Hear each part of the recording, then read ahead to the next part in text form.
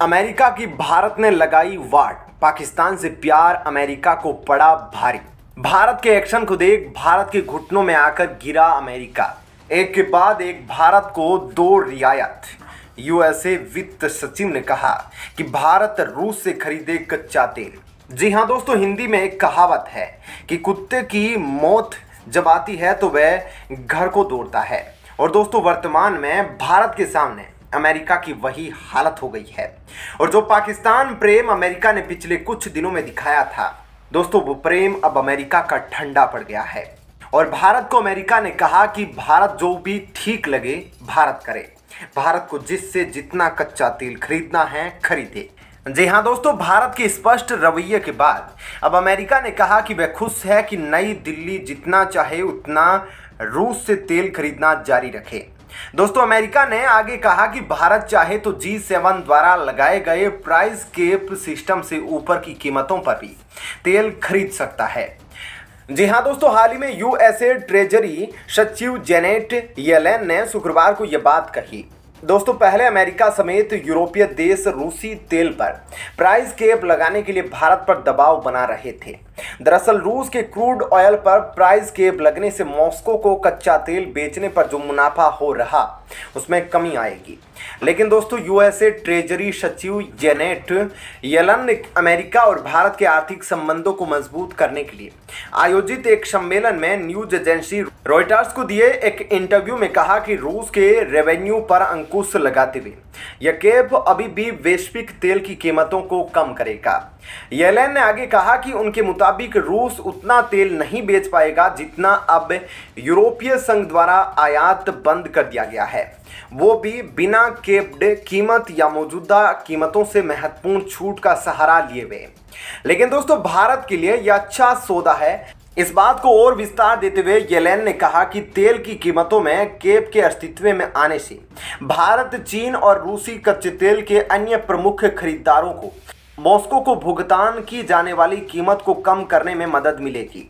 दोस्तों, येलेन ने आगे कहा कि रूसी तेल सस्ते दामों पर बिक रहा है और हम खुश हैं कि भारत को बेहतर सौदा मिल गया है।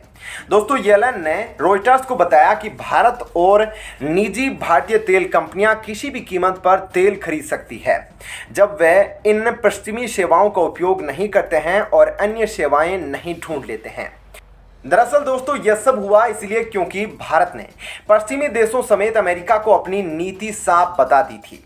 दोस्तों, हाल ही में रूस के दौरे पर भारतीय विदेश मंत्री एस जयशंकर ने साफ कहा था कि रूस से तेल का आयात सुनिश्चित करना नई दिल्ली का मौलिक दायित्व है और भारतीय उपभोक्ताओं को अंतर्राष्ट्रीय कच्चे तेल बाजारों में सबसे फायदेमंद शर्तों पर सर्वोत्तम डील प्राप्त हो, यह भारत सरकार हर बार सुनिश्चित करेगी। दोस्तों, रूस यूक्रेन युद्ध के बाद भारत ने रूस से कच्चे तेल का आयात बढ़ाया और इस बात से नाराज अमेरिका समेत अन्य पश्चिमी देश नई दिल्ली पर लगातार दबाव बना रहे हैं। लेकिन भारत ने हर बार अपना रुख स्पष्ट रखा। दोस्तों, एपी की रिपोर्ट के अनुसार अमेरिकी अधिकारी ने कहा कि G7 नेता मॉस्को की तेल कमाई पर मूल्य सीमा को आगे बढ़ाने के लिए तैयार है। रूसी सामानों पर नए शुल्क बढ़ाएंगे। वहीं येलेन ने कहा, रूस के लिए तेल की शिपिंग जारी रखना बहुत मुश्किल होने जा रहा है, जैसा कि उन्होंने यूरोपीय संघ द्वारा रूसी तेल खरीदना बंद कर दिया है। वे खरीदारों की तलाश में परेशान हो रहे हैं और कई खरीदार पश्चिमी सेवाओं पर निर्भर है। अब वहीं दोस्तों, जहां अमेरिका ट्रेजरी सचिव जेनेट येलेन ने भारत को यह खुशखबरी भारत में शाम को हो रहे एक मीटिंग के दौरान दी, तो वहीं उसके थोड़े समय बाद अमेरिका से खबर आई कि अमेरिका ने भारत को करेंसी मॉनिटरिंग लिस्ट से बाहर कर दिया है। मतलब एक साथ अमेरिका ने भारत को दो खुशखबरियां दी। जी हाँ दोस्तों, अमेरिका ने भारत को अपनी करेंसी मॉनिटरिंग लिस्ट से हटा दिया है। दोस्तों, जिस वक्त यह ऐलान हुआ तब यूएसए ट्रेजरी सचिव जेनेट येलेन नई दिल्ली में थी। वे दोनों देशों के आर्थिक संबंधों को मजबूत बनाने के लिए भारत दौरे पर है। विभाग की रिपोर्ट में कहा गया कि भारत लिस्ट में बने रहने की कसौटी पर खरा नहीं उतरता।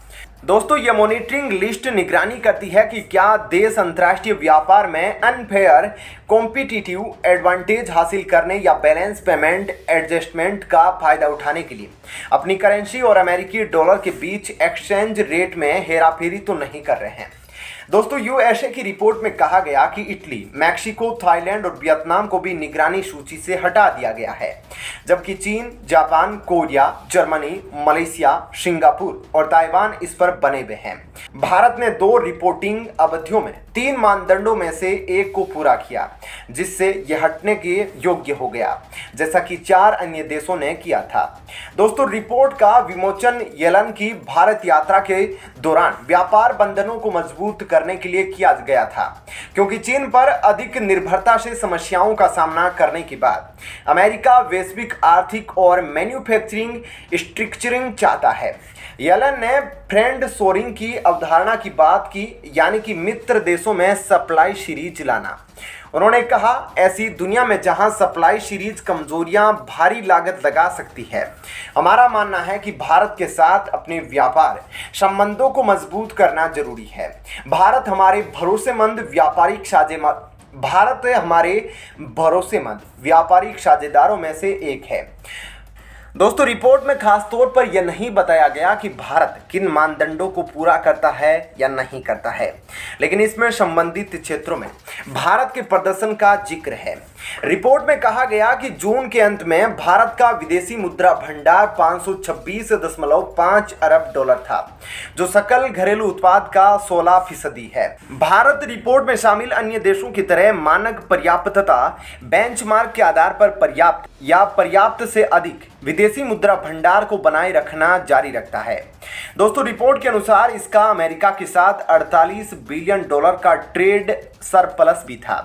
रिपोर्ट में कहा गया कि भारत ने आर्थिक नीति में पारदर्शिता सुनिश्चित की है। एक तरफा मुद्रा हस्तक्षेप के लिए विभाग का मानदंड 12 महीनों में से कम 8 में विदेशी मुद्रा की शुद्ध खरीद है, जो कि जीडीपी का कम से कम 2% है।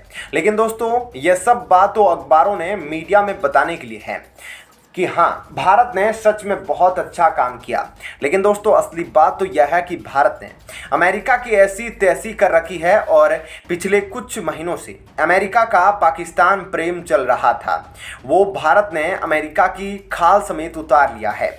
दरअसल दोस्तों एक तो भारत ने अमेरिकी डॉलर की कमर तोड़ने के लिए रूस के साथ रूबेल ट्रेड को लेकर बातचीत शुरू कर दी थी और काम भी चल रहा है उस पर। और दोस्तों दूसरी तरफ भारत ने सऊदी अरब, जिसकी खुद आजकल अमेरिका से बिगड़ी पड़ी है, उसके साथ भी कच्चे तेल के आयात को लेकर रूपी दिनार में ट्रेड को लेकर बातचीत शुरू कर दी। और दोस्तों अब अगर आप सोच रहे हो कि बात यहीं तक सीमित है तो आप गलत है। दरअसल दोस्तों भारत अमेरिका की कमर तोड़ने जा रहा था। जो अमेरिका पूरी दुनिया में अपने डॉलर को लेकर उछल रहा था, किसी को कुछ नहीं समझता था, उसी डॉलर को भारत तहस नहस करने जा रहा था।